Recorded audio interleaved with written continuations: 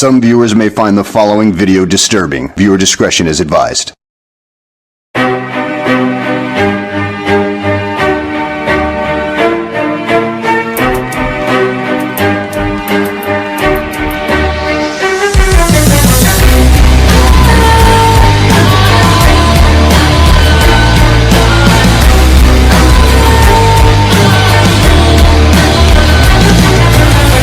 There's gonna be another way out. I've been stuck in a cage with my doubt. I've tried forever getting out on my own, but every time I do this my way, I get caught in the lights of the enemy. I lay my troubles down. I'm ready for you now. Bring me out. Come and find me in the dark now. Every day by myself I'm breaking down.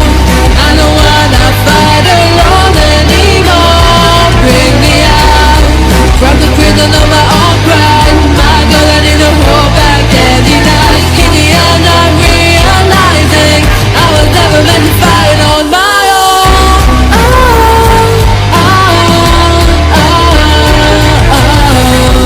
Every little thing that I know is everything I need to let go. You're so much bigger than the word I am made. So I surrender my soul. I'm reaching out for your hope. I lay my weapons down. I'm ready for you now. My name is Tony Hill, the fireman of Morley. We arrived on the island in 1972 and stayed here ever since. I decided to bring one of my old journals out that I haven't used since 2 years ago. It decided to bring this out since something is happening. The heat on Sodor is beginning to increase, and that includes us too. Daily temperatures here are now reaching nearly 92 degrees. It's also increasing the workload on this island now. Now we have to double time our work because diesels are beginning to fail because of the heat. Hopefully the heat will die down in a few weeks. If it doesn't, I swear to God I might kill myself. I'll keep this with me at my house in case I need rest.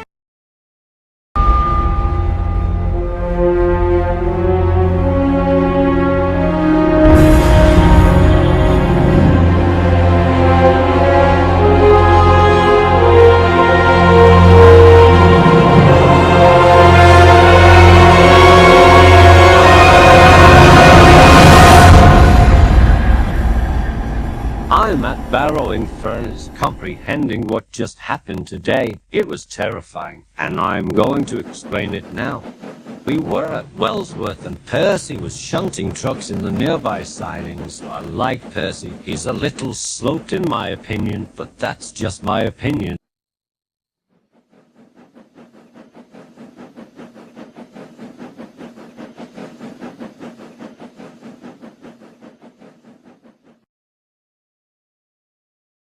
And when the guard's whistle blew and went off,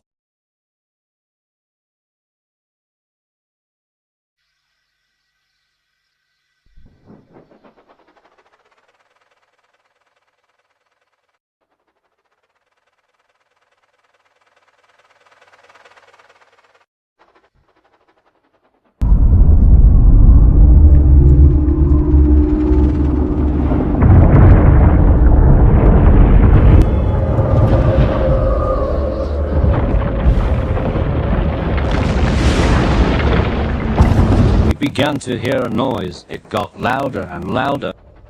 We were so confused. And then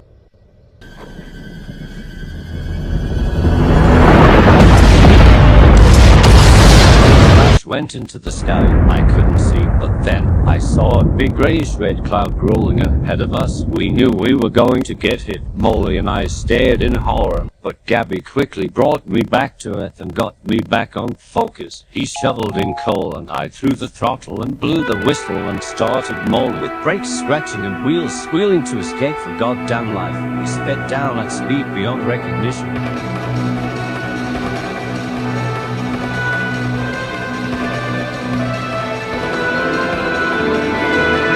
Past Marin and the shockwave already reached us, and it was strong.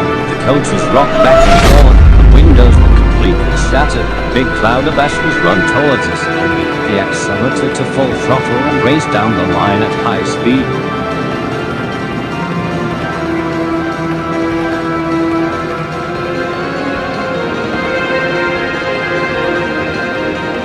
We then saw Donald at ballad lining quickly, and Molly told him to fucking run, and he quickly and without answer ran behind us.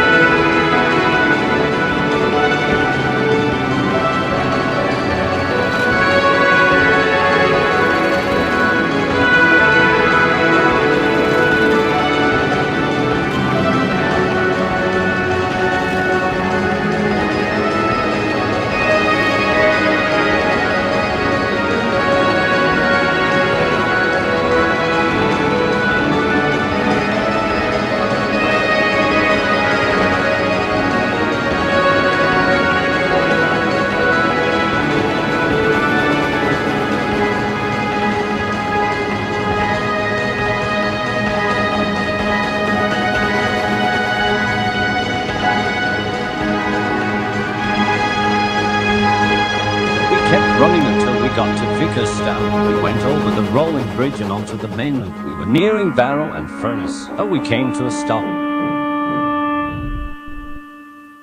This ended near the sheds of Vickerstown, and we were relieved. I almost fell to the ground, while the passengers began to unload near the closest platform. I went to the bathroom and quickly changed my pants after what just happened. We then got a radio that the SECAP is on the way to the island to contaminate any infected engines. Soon turned off the radio and went back out to rest and think out what the hell just happened. Before I could compass everything, we heard the whistle of a tank engine coming our way. It was Ginty. He was coming down the other direction after taking a freight train Doncaster a few hours ago. He stopped near the station and asked what was going on.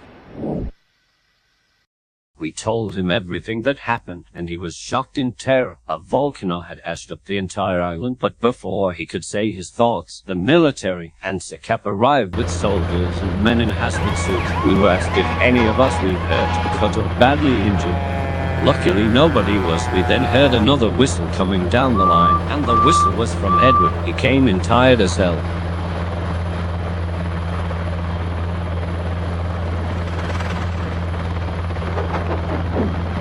We almost thought he was dying since he closed his eyes, but he was still breathing, so that's good. He also had wagons filled with metal beams, and there were a mess. Many beams missing, burned up and off of his train altogether. We decided to let him rest in for a while after what that explosion did to his wheels. I can only imagine the pipes.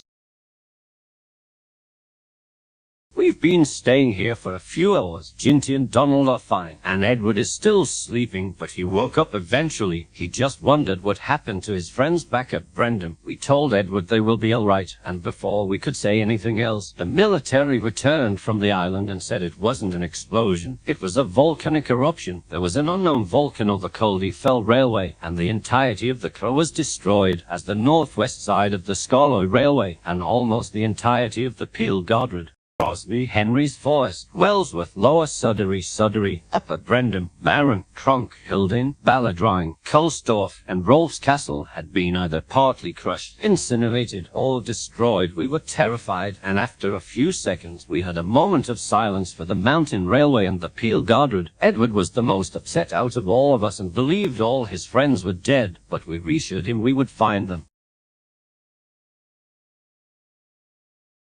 We were going back to the island, but the SECAP runners wouldn't let us. We told them they could come along with us, but before they said no, they thought for a minute there were several people at a station with 4 engines that could survive radiation, and instead, they agreed to go back on the island. We're going to that fucking island first thing in the morning.